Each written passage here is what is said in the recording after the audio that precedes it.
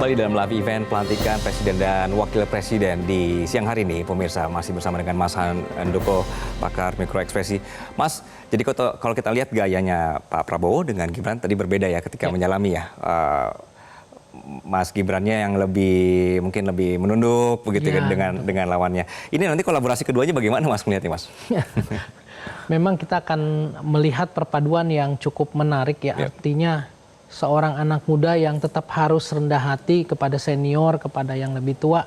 Tapi di sisi lain juga beliau adalah wapres yang punya tugas, tanggung jawab, dan juga wewenang. Nanti bagaimana Pak Prabowo yang tadi banyak sekali menggunakan kata-kata yang keras, tegas, ya, kemudian bersikap yang cukup dominan.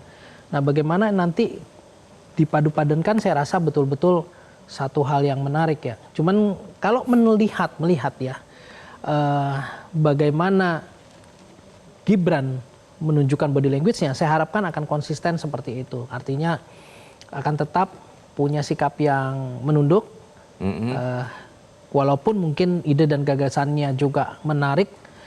Nah, bagaimana beliau akan membawakan ini. Tapi di sisi lain seorang Presiden Pak Prabowo tentunya juga harus merangkul ya.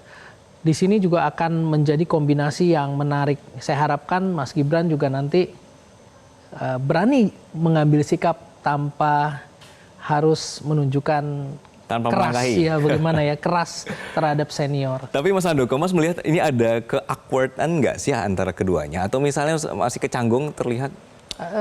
Sebetulnya nggak canggung ya. Tapi saya justru melihat seperti Pak Prabowo ini menganggap Gibran ini anaknya gitu ya. Jadi seperti yang masih harus mungkin bersama-sama dipandu, bersama-sama diskusi ya, meluruskan ini dan itu. Karena saya yakin Pak Prabowo pasti punya pengalaman jauh lebih banyak ya dari Gibran. Jadi sikapnya seperti ayah dan anak ya. Jelajahi cara baru mendapatkan informasi. Download Metro TV Extend sekarang.